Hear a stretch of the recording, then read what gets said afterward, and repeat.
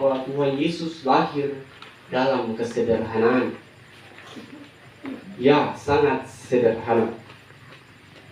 Dibungkus dengan kain lampin dan tinggal di kandang Natal yang sekarang ada di hadapan kita.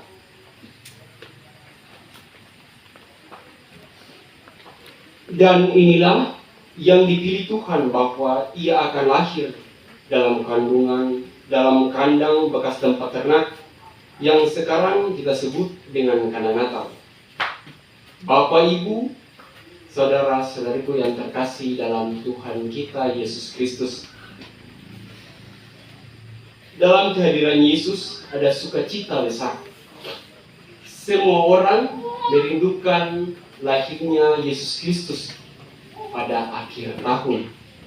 Dan ini merupakan kerinduan besar bahwa Tuhan kita lahir. Tuhan kita lahir untuk menebus kita.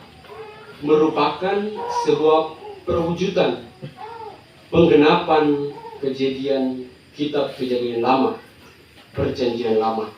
Yesus lahir untuk menebus dosa-dosa kita. Kita semua banyak berdosa, betul itu kan? Semua berdosa. Ada yang semua satu saja, sama, manusia. Kita punya kulit ada, kita punya rambut, kita semua sama. Mungkin warna kulit, mungkin rambut, mungkin mata sedikit sipit, mungkin mata besar, mungkin hitam seperti saya, tapi kita semua satu. Di mana mau ditunjukkan bahwa Yesus Kristus ingin menggabungkan kita lewat malam kelahiran Yesus Kristus. Semua dari berbeda-beda tempat berkumpul pada malam itu. Sangat luar biasa yang merancang bintang ini. Walaupun memang bintang dia 4 ekor, ya, sangat luar biasa bahwa dia mulai dari belakang sampai ke depan, seperti yang ada tertulis dalam kitab suci, bahwa bintang mengarahkan 3 raja untuk pergi bertemu dengan bayi Yesus. Kita semua berbeda-beda tempat. Saya dari Keri dan baru tiba di sini 7 bulan lalu. Saudara-saudara semua dari sini, dari Papua, ada yang dari Ambon, ada juga dari berbeda-beda tempat, Jawa mungkin, Kalimantan mungkin, banyak. Tetapi kita digabungkan untuk melihat kelahiran Yesus Kristus yang mengajarkan kita untuk sederhana. Datang ke gereja bukan untuk menampilkan busana, bukan untuk menampilkan saya punya jam yang sangat bagus. Tidak. Sederhana. Sederhana tapi sangat luar biasa. Seperti yang ditunjukkan juga Yesus Kristus Tuhan kita. Dia datang, lahir dengan sangat sederhana. Saudara-saudaraku, Yesus lahir di lubuk kandang, di mana kita semua tahu kita lahir di rumah yang bagus, punya tempat tidur. Saat lahir makanan ada, tapi Yesus tidak. Tuhan kita mau mengajarkan kita sederhana. Dengan kesederhanaan itu mau menunjukkan sesuatu yang luar biasa. Yesus datang dengan kesederhanaannya, lahir dalam keluarga yang sederhana, Yusuf dan Maria. Kita pun patut mengambil contoh dari Yusuf dan Maria, bahwa Yusuf adalah suami yang sangat setia. Apakah bapak-bapak di dalam sini setia? Jangan sampai di belakang ini macam-macam dong mengeluh. Bapak minum mabuk. Bapak minum mabuk. Dia minum. Enak sekali. Minum mabuk. Ambillah contoh Yusuf. Santo Yosef itu. Kebetulan saya pun nama Santo Yosef. Yosef Julius Tertunggu. Saya bangga sekali. Karena dia sederhana. Dia tukang kayu. Dia sangat setia. Mengapa saya katakan setia, saudara-saudaraku? Bapak-bapak lebih khususnya. Mudah-mudahan di dalam sini tidak ada yang suka minum. Tapi kalau minum, hindarkanlah itu marah-marah. Yusuf tidak marah-marah, saudara-saudara. Saat Yesus lahir, Yusuf itu dengan setia menghantarkan Maria. Bapak-bapak juga harus setia. Mama kekurangan apa? Mama jangan sampai tidak tahu masak. Akhirnya bapak bilang, mamaku tidak tahu masak. Saya kasih kau sudah. Tidak. Yang mau ditunjukkan Yusuf adalah bapak-bapak harus setia. Sayang itu mama. Mama sudah masak makanan setiap hari. Jaga anak. Pasti dalam mampu hati, Tuhan, terima kasih siapa lagi. Dia sudah setia sama saya. Kalau bapak-bapak mau ambil contoh dari Santo Yosef, Bapak Yesus itu, si tukang kayu, pekerjaannya tukang kayu, basi itu. Kebetulan Bapak yang terhormat sini basi. Mudah-mudahan setia seperti Santo Yosef. Bapak-bapak juga mama-mama juga dalam menghadapi masalah terus terang, jujur. Bunda Maria tanpa berhubungan badan dengan Santo Yosef, dia mengandung. Kalau dalam kehidupan kita sekarang, pasti kita bilang, itu mungkin bunga-bunga itu. Iya toh? Mungkin. Kalau di KI begitu, di KI tempat saya tinggal, saya kesalahan di sana. KI kecil lebih tepatnya. Itu kalau ada masalah sedikit, tiba-tiba mancing datang sana lagi, perut sudah salah, orang sudah belakang-belakang. Lihat itu, tanda sana dia sudah hari, dia perut sudah salah. Terus mulai bisik-bisik ini, jangan sampai orang tua. Tidak. Bunda Maria tidak minder dengan hal itu. Bunda Maria ini jujur kepada Santo Yosef bahwa Bunda Maria tanpa berhubungan badan, dia mengandung, dan kandungan itu adalah kudus, Tuhan kita.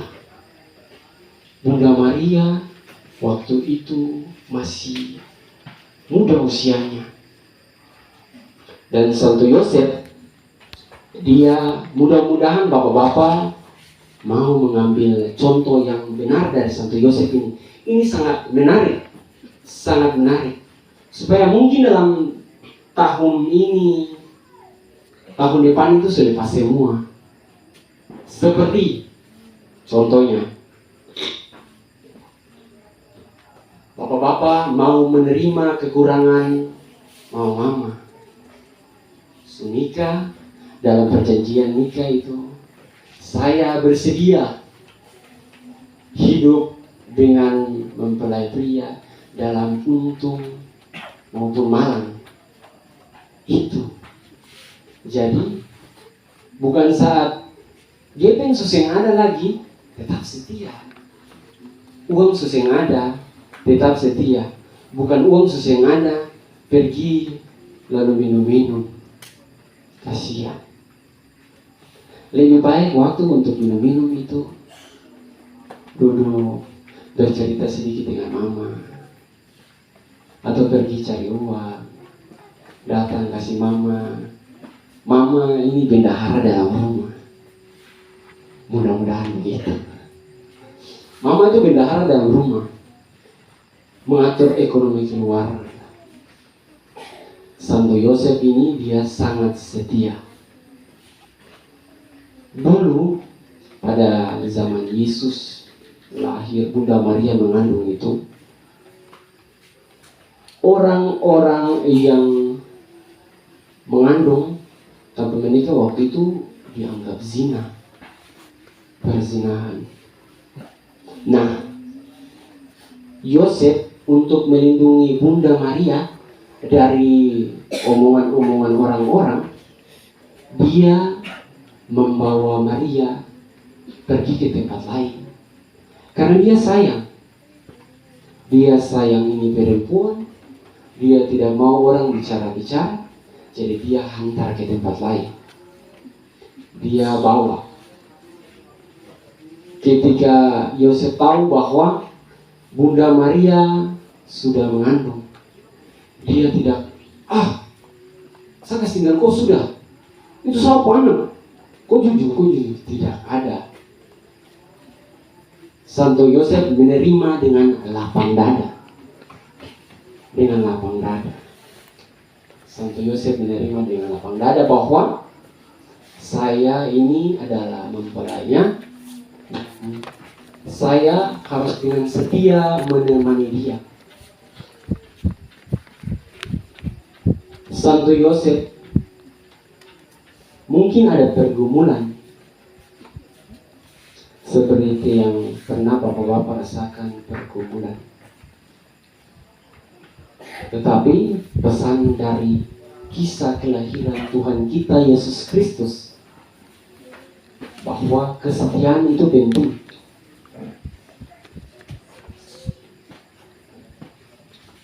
Cerai, tidak bisa. Gereja tidak menghalalkan. Gereja tidak setuju dengan perceraian. Pernikahan gereja itu utuh. Yang memisahkan itu mau. Jadi kalau mau pisah, tidak ada. Pasangan muda itu rapat sekali.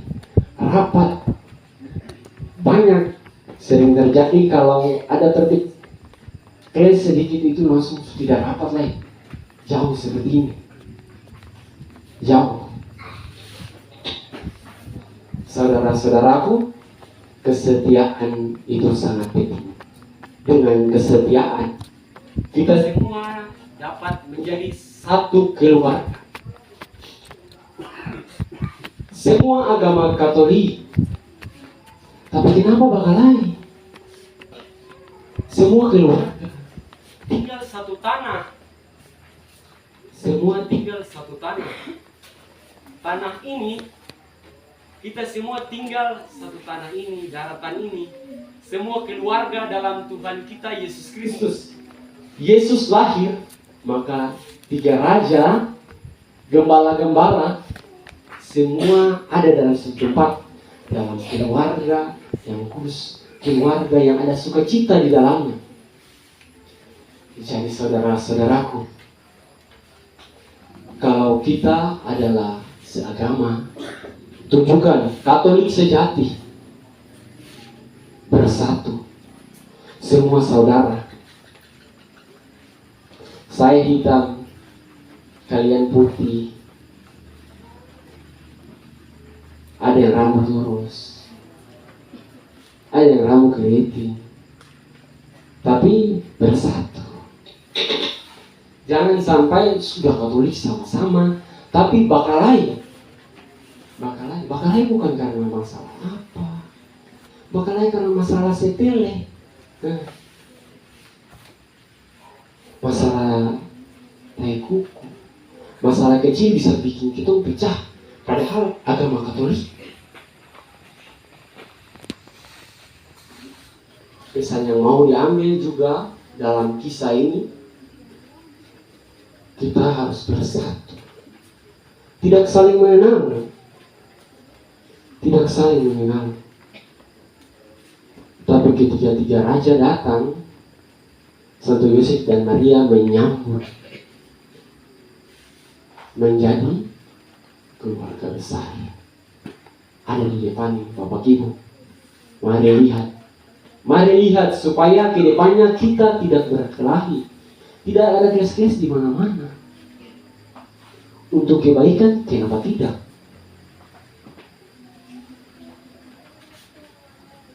Untuk kepentingan gereja, kenapa tidak? Untuk gereja menjadi besar, kenapa tidak? Untuk ibadah di dalam sini, kenapa tidak? Kenapa harus berkelahi? Tidak boleh. Pesan saya, tidak boleh.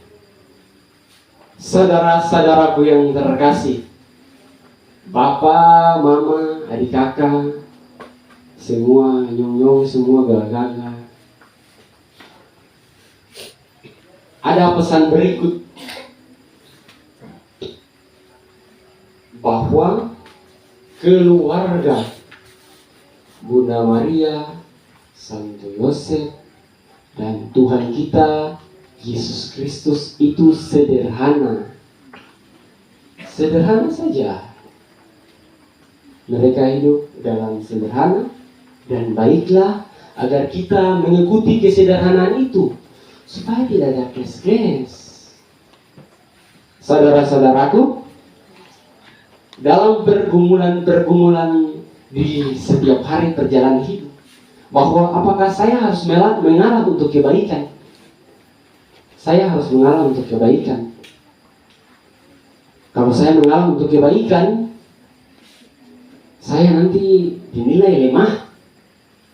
Kalau Yosef berpikir begitu, maka kasihan. Kita tidak lihat kita Tuhan Yesus, karena pasti Bunda Maria dilempari batu sampai mati. Itu hukum di situ. Santo Yosef adalah bapa yang mau menerima kenyataan, dan kita semua harus begitu. Ada pesan yang sangat baik untuk kita refleksikan, Bapak Ibu, saudara-saudara yang terkasih, bahwa